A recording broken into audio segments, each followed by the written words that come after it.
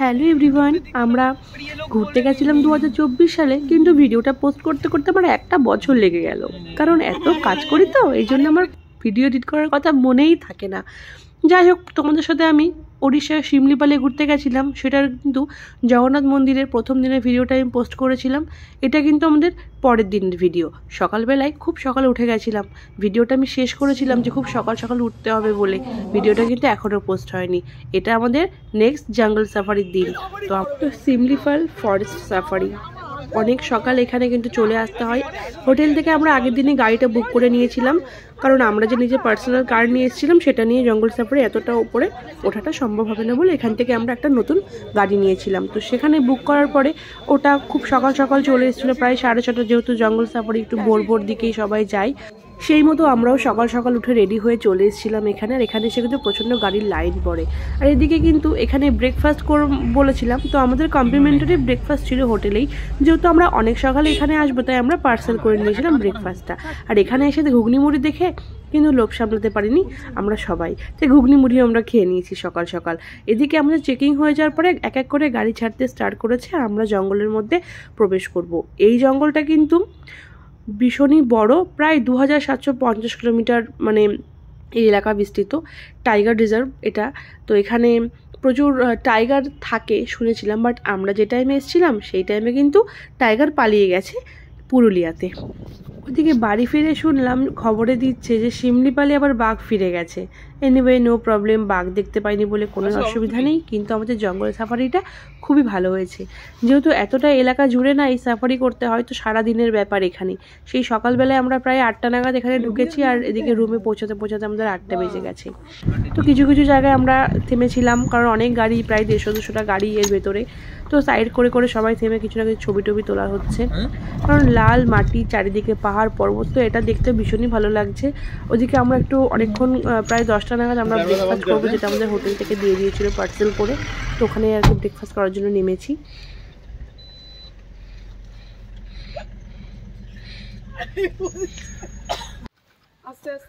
জঙ্গলের ভেতরে যে ন্যাচারাল জলটা না, এটা অনেক আরে না না, এটা অনেকক্ষণ ধরে ওদিক দিয়ে হচ্ছে। আরে না, জল ওদিক থেকে অনেকক্ষণ ধরে যাচ্ছে। হ্যাঁ, এটা ভালো কথা বলো না। কি খাচ্ছ তুমি? তুমি কি খাচ্ছ? আমার সকালে আমরা ওখানে দাঁড়িয়ে আর কি বনের মধ্যে বেশ আমরা খেয়ে নিলাম ব্রেকফাস্টটা সকালে। আর এদিকে দেখো এত উঁচুতে উঠে গেছি, তারপর একটা গ্রাম চলে এসছে, এত সুন্দর লাগছে দেখতে। তোমরা দেখতে থাকো। বাচ্চাটা হাই করছে আমাদের, দারুণ তো।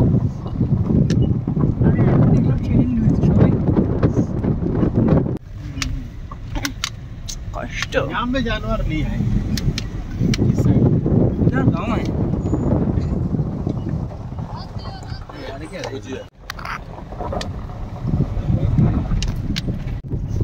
সঙ্গে দাও তুলে দাও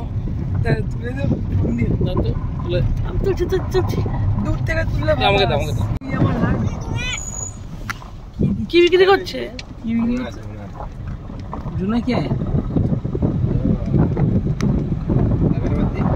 এতটা নিচ থেকে এসছি, ধরো এত বড় বড় গাছ, এত পাহাড়, তার উপরে একটা এত সুন্দর গ্রাম, এটা ভাবলেই ভীষণই অবাক লাগছে।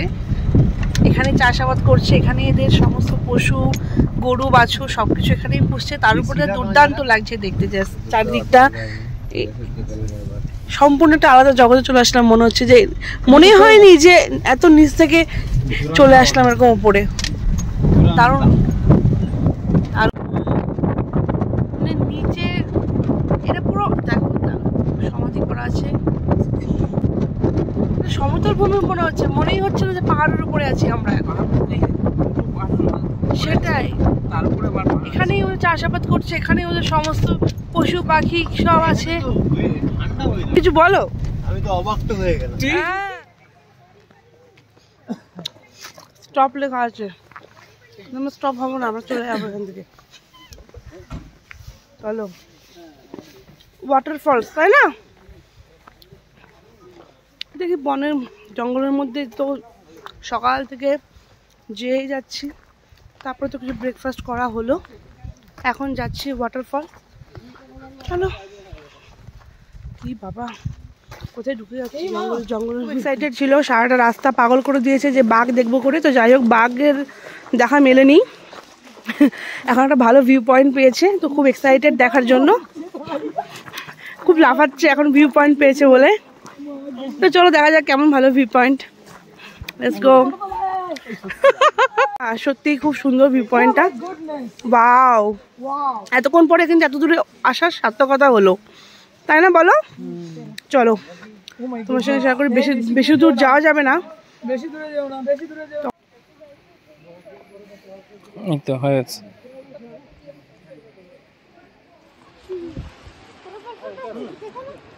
কি সুন্দর ভিউ পয়েন্ট।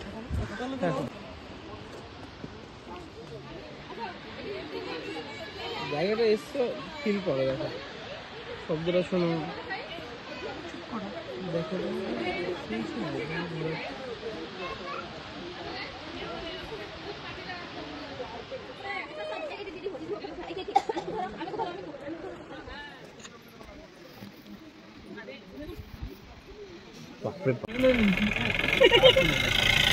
আর এটা কিন্তু জঙ্গলের ঠিক পাহাড়ের এতটা উপরে উঠে গেছে, কারণ পাহাড়ের আর শেষ নেই, প্রচুর অনেক ঘন্টা, প্রায় বিকেলের দিকে এটা হয়ে গেছে। নানান ধরনের ওয়াটারফলস এখানে আছে একটা নাম করে। তো এটাও কিন্তু ঠিক পাহাড়ের ওপরেই একটা ওয়াটারফল, ভীষণই সুন্দর লাগছে। আর বললামই সমতল ভূমি, মানে দেখে মনে হচ্ছে না, মনে হচ্ছে যে এটা একটা নর্মাল যেরকম সমতল জায়গা হয়, মানে পাহাড়ের উপরে যে এরকম একটা জায়গা আছে এটা মনেই হচ্ছে না। তো এখানে দেখো একটা ওয়াটারফলস, কতটা ওপর থেকে এরকম ঝর্ণা নামছে। তো তারপরে দেখো এখান থেকে কিন্তু ওই বন্য মুরগিগুলো না শাল পাতাতে ঠিক পুড়িয়ে এরকম ভাবে দিচ্ছে। তো দেখো তোমাদের সঙ্গে সেটাই শেয়ার করছি। আমরা খেয়েও ছিলাম, কারণ দেখছি কি দারুণ না, ফ্যানের যে একটা পার্ট, সেই পার্টের ওপরে এই শাল পাতায় মুড়িয়ে চিকেনগুলোকে ভালোভাবে ম্যারিনেশন করে পুড়িয়ে এইভাবে পাতাতেই দিচ্ছে। তো এটা ভীষণ ভালো লাগলো, দেখছি সবাই খাচ্ছে। তো এখানে এখানকার যারা থাকে তারাই কিন্তু একটা এই একটি সিজন থাকে যে এই টাইমটাই এই জায়গাটায় ভীষণ ভিড় হয়, তো এরা এখানে তখন দোকান দিয়েছে। তারপরে ওখান থেকে আসার পরে ওপরেই একটা হোটেল মতো আছে আর কি, এখানে যারা থাকে পাহাড়ের উপরে তারা এখানে সবাই ঘুরতে আসলে এখানে একটা হোটেল খুলেছে যে এখানেই সবাই খায়, কারণ পসিবল না যে নিচে নেমে গিয়ে আবার আমরা খাবো, কারণ আমরা অনেকটা উপরে চলে এসেছি আর এখানেই সবাই খায়। তো বন্য মুরগি আরো কি কি খায় না খায় তোমাদের সঙ্গে কক কক করছে, ওই পাশে শুনতে পাচ্ছ না? এখানে আমরা লাঞ্চ করতে এসেছি, কি সুন্দর না জায়গাটা, দেখো বলো কিছু তো বলো। জায়গায় আমরা লাঞ্চ করতে এসেছি জঙ্গলের মধ্যে, এখানে আমরা ঝোল আর বন্য মুরগি আর হচ্ছে হ্যাঁ দেশি বন্য মুরগি আর ভাত, তার সাথে কিছু সবজি এরা দিচ্ছে, এখানকারই উৎপাদন করেছে। আমরা খেয়ে দেখবো কেমন। খাবারটা অর্ডার করেছি, আসুন। এই পাহাড়ের উপরে উঠে যে আপনার খাবার টাবার ঠিক পাচ্ছি এটাই। তো এখানে 250 টাকা করে প্লেট নিল, ভাত ডাল সবজি আর কি, মাংস সবই আছে। তো খাওয়া দাওয়ার পরে খালি জিজ্ঞাসা করে, মানে করে কোশ্চেন ভালো লাগছে দেখে। আমাদেরকে দিত না, আরো অসাধারণ বানিয়ে দিত, এটা মুরগি বানিয়েছে। তুমি যে এত বড় গহন অরণ্যের উপরে এসে এরকম পাহাড়ের মধ্যে সমতল ভূমিতে খেতে পেয়েছো, তোমার ভাগ্যটা ভালো। হ্যাঁ, এখন প্রায় ঘড়িতে বাজে 4টে কি 4:30। আমাদের খাওয়া শেষ হয়ে গেছে। আর দেখো কি ভালো লাগছে, টালির ঘর, সম্পূর্ণ লাল মাটি, আর চারিদিকে জঙ্গল, বড় বড় গাছ, আর এদিকে সূর্য অস্ত যাচ্ছে। ওখানে কিছুক্ষণ বসে আমরা গল্প করেছিলাম। তারপরে ফাইনালি চলে আসার সময়, কারণ অনেকটাই অন্ধকার হয়ে যাবে জঙ্গলের ভেতরে, তো আমরা চলে এসেছি। অনেকটাই রাত হয়ে গেছিলো, রুমেই খাবারটা আমরা নিয়ে নিয়েছি। খাওয়া দাওয়া করার পরে ভিডিওটা আর করিনি। তারপর দিন সকালে আমাদের চলে আসার দিন ছিল, তাই সকাল সকাল উঠেই আবার আমরা বেরিয়ে গেছি চেক আউট করে। আর এদিকে দেখো বড় পেছনে পাহাড়, সামনে পাহাড়, পাহাড়ের ঠিক মধ্যেখান দিয়ে রাস্তা। এখন আমরা যাচ্ছি পঞ্চলিঙ্গেশ্বর মন্দির, তো সেখানে যাওয়ার জন্য কিন্তু এখানে গাড়ি পার্কিং করা হয়েছে। আর এবার চারিদিকে পুরো পাহাড়ের ভেতরে একটা কোণার দিকে মন্দিরটা কিন্তু অনেক উচ্চতায়। এবার আমাদের হাঁটা স্টার্ট করতে হবে। এখান থেকে হাঁটা শুরু করেছি, হেঁটেই যাচ্ছি। ফাইনালি তো দেখতে পাচ্ছি না। এরপর শুনলাম যে এখানে 108টা সিঁড়ি আছে, তার ওপরে মন্দির। তো হাঁটতে হাঁটতে তো আমরা এখনই ক্লান্ত হয়ে পড়েছি, বাট ক্লান্ত হলে তো হবে না। এখান থেকে এই যে স্টার্ট হলো সিঁড়ি। এই সিঁড়ির ওপর যেহেতু পাহাড়ি পথ, বুঝতেই পারছো কতটা উপরে উঠতে কষ্ট হচ্ছে।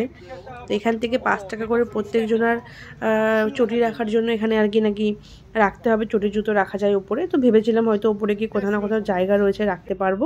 আলটিমেটলি ওসব কিছু না, জাস্ট জায়গা রয়েছে, সবার চটি এখানে রয়েছে। কোনো একটা কোনা করে আমরা জাস্ট রেখেছিলাম, যেহেতু প্রথমবার আসা, তাই যেখানে যেরকম টিকিটের জায়গা তো সেখানে আমাদের সেরকম কাটতেই হবে।